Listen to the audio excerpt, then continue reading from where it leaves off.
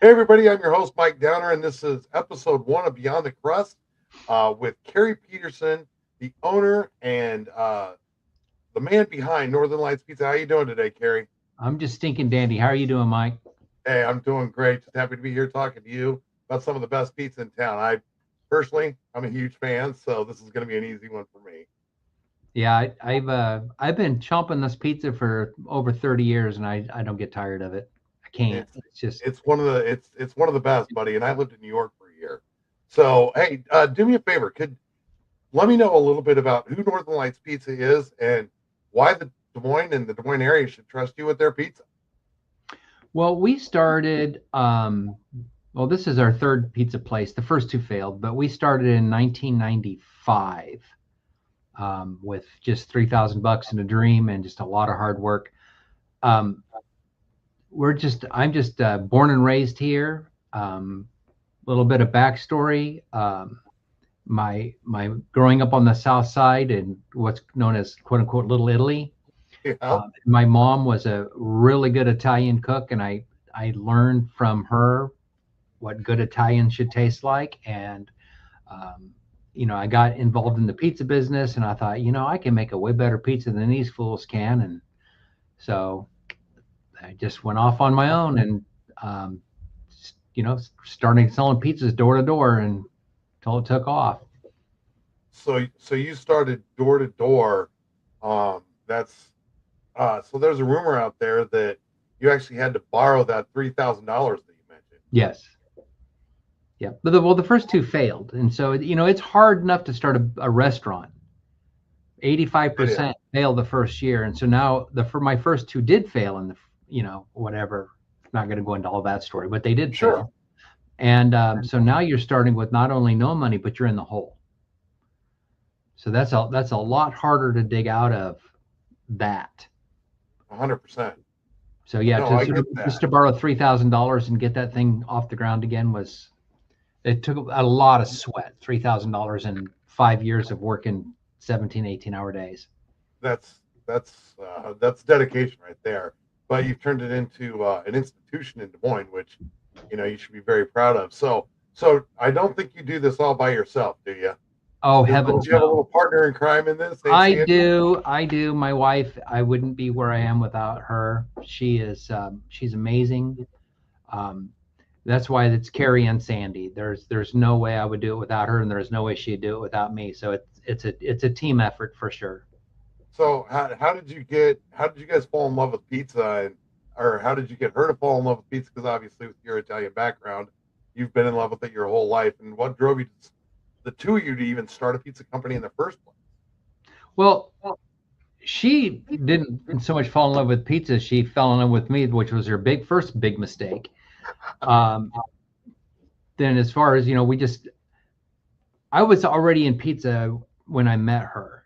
So I Okay. was already doing pizza. So she just kind of came alongside and developed, you know, the the fire, I guess, if you will, the as we went. So we met in 1986, and I've been in pizza since 1978. So I had already Oh had a wow. few years of it before I even met her. So she's our whole married life. We've been pizza, pizza, pizza. That's amazing. So the philosophy behind the tagline in the passionate pursuit of pizza perfection. Um, what does perfection mean to you?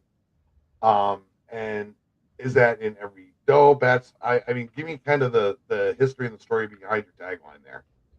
Okay, so let's look at an analogy.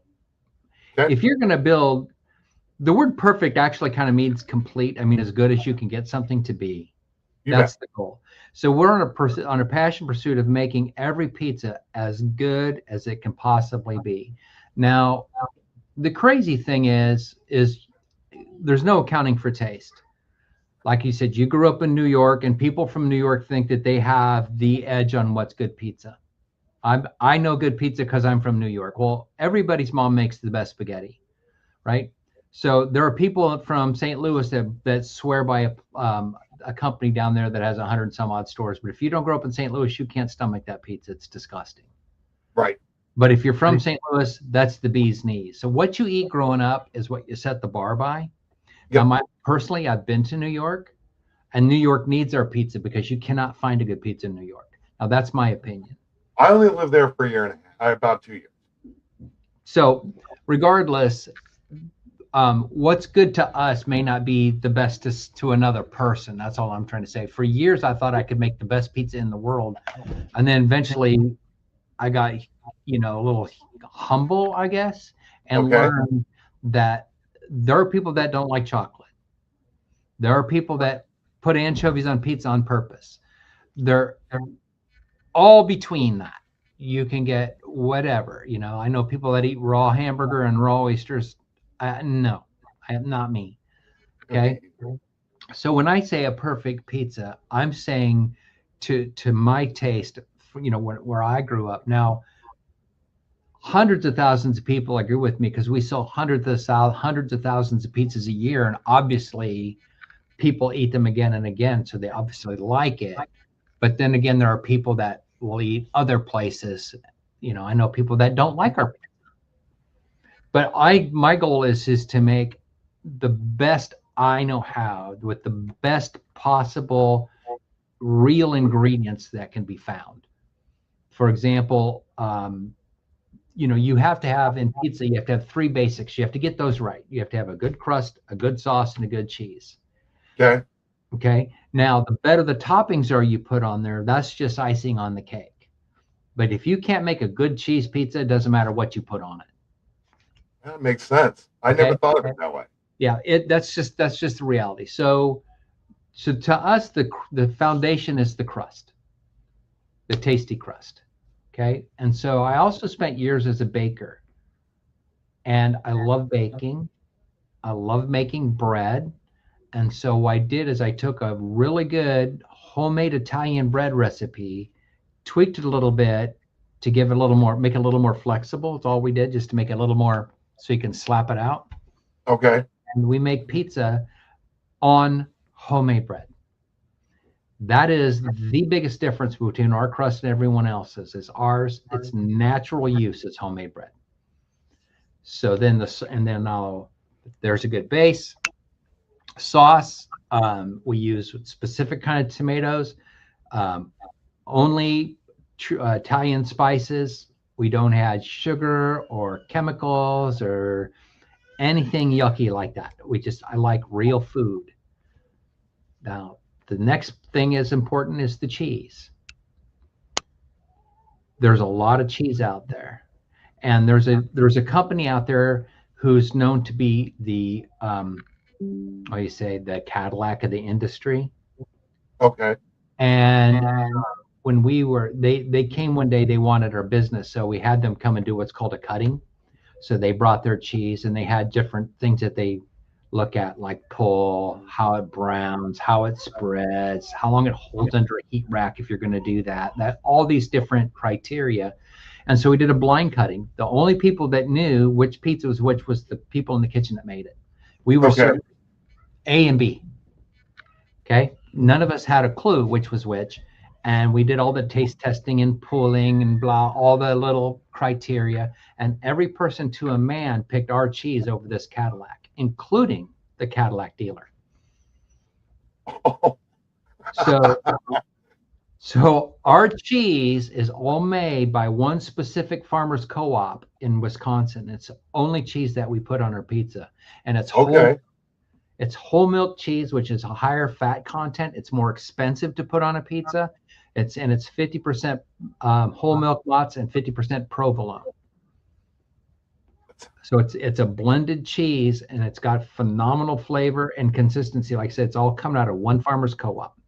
They're very, very consistent, and the flavor is amazing. But like I said, it costs us more to put on the pizza.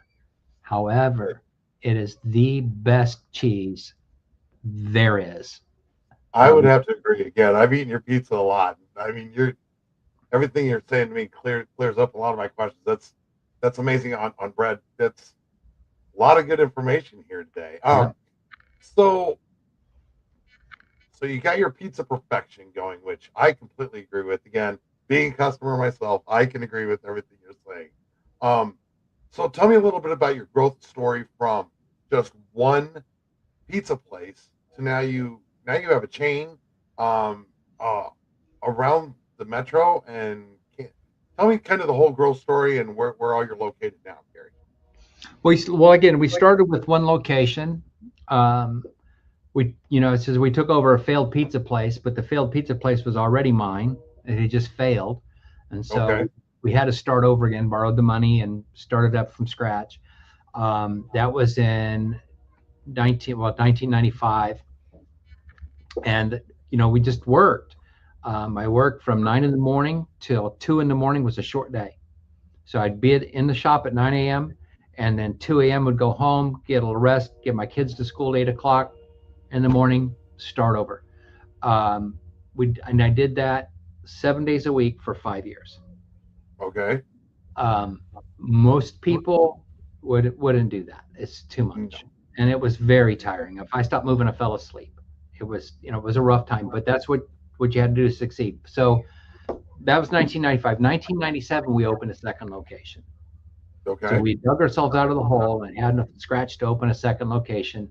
And the funny story about that is we had the equipment and we had found a location in the Drake neighborhood that we wanted to put the second location in. And then at the last minute, the landlord backed out of doing the improvements and stuff that he needed to do. And so now we have this equipment. So we end up going over and finding a place on Hubble to open. So we have a location on Hubble now. That's our second location. It's been there since 1997. Okay. So, and then after that, we we moved our first location. Oh, I don't know. It's crazy. We opened the store in Urbandale next. Okay. Then we moved our first location out to West Town Parkway, and then we came back later and opened one back in that same old neighborhood on Grand in West Des Moines. And Yep. then we opened one on the south side. And I might have the timeline out of order because now it's been, some have come and some have gone. We have a store in Grimes, which is now the second store we've opened in Grimes. So it's just been I don't know, they come and go, but it's hard to say. But it's been a lot of trial and error. You learn things. We hired a company to do a proper franchise contract, which was extraordinarily expensive process and still is, keeping that up to date, and training programs. We hired someone with a PhD in education to be our training and development director. So we have, good training programs and stuff, because if you're going to make perfect pizza every time, you got to have the staff has got to be bought into that, because, Right. I don't see every pizza get made anymore. Right. And consistency is key. Yeah. Back in the day when I was working open to close every day and I made all the pizzas, and I had Yep. absolute control over, what they're going to be like and so forth. But now, we have hundreds of families that make their living off of this. And I can't even get to all the stores every day to even see them. So So this is some great background in. So how many stores do you have total now? there are roughly 20 different locations you can buy your pizza. We have our traditional stores, which is, direct competitors service and a service standard with, say, Papa John's, Domino's, that style of service. We do carry out delivery. Okay. We have um, roughly 10 stores that are in convenience stores, or like if you think about a place like Casey's, we Yep. have a small town convenience store who can now have our pizza in the kitchen, and you can order pizza on the way home or stop and grab a slice or whatever, just like you can at um, a lot of other convenience stores. So So after, let's see, so you're going on 32 years here yep. of just Northern Lights, and it sounds like 1978. If I'm doing my math right, that's you're pushing 50 years total in the business, everybody. Yeah, 48 right now. Mm-hmm. Very good. So I guess that kind of pulls us full circle back to my very first question, and maybe you can just kind of sum this up for it: is why should the people in the Des Moines area, entrust their pizza to Northern Lights? Because I think you've given us a lot of reasons, but kind of sum it up for us there, Carrie. Well, let me put it this way, and I say this often. Um, my grandkids eat this pizza. My kids grew up eating this pizza. And when trust me, when we were started off in the hole, we ate a lot of pizza, I bet you right? did. And to this day, they could eat it every day. This is a pizza because there's no chemical, there's nothing yucky. It's real food. You can Right, eat it every day and not get burnt out on it. I mean, might get bored. I mean, nobody wants to eat Cheerios for breakfast every day. right. Occasionally on an egg, right? I get that. But I could eat the pizza every day and I don't tire of it because the we don't do chemicals. Hmm. So when I like, for example, we use Graziano sausage on our pizza. Okay, that's a Good choice. local thing. It's a clean label. They don't do chemicals in their meat. We don't like it. So we use fresh cut green peppers, fresh onions, fresh tomatoes. We talked about the cheese, Graziano sausage. Everything that we buy is as chemical free as possible. And now technically someone's going to go, well, Carrie, water is a chemical. Okay, true. Water is a chemical, but God made it. So we Exactly. try to use the stuff that God made, not the stuff that people make. Is that better? So I love it. I love that analogy. So I would say that you know you've covered. I personally go for a big old Scooby snack right now, but that's one of my favorites that you make, and it's been yeah, a favorite of mine forever. and for the record, we don't get to call them that anymore. Oh my goodness, what are they called now? Skadoozy snacks. Okay, Skadoozy snacks. Okay, you can tell how long I've been eating your Yeah. pizza. Well, that's just been a recent change that we had Fair enough. to do. Skadoozy snacks. So everybody remember that. Everybody's watching this. Do yourself a favor. Order Skadoozy snacks. They'll be your favorite too. So, Carrie, I think we got a few more episodes coming up here. I think you and me have a few months of talking to do that we have all planned out. But for today, I'd like to thank you and for sharing your background story and letting us know why Des Moines people should entrust their pizza delivery and pizza ordering and pizza consumption to Northern Lights.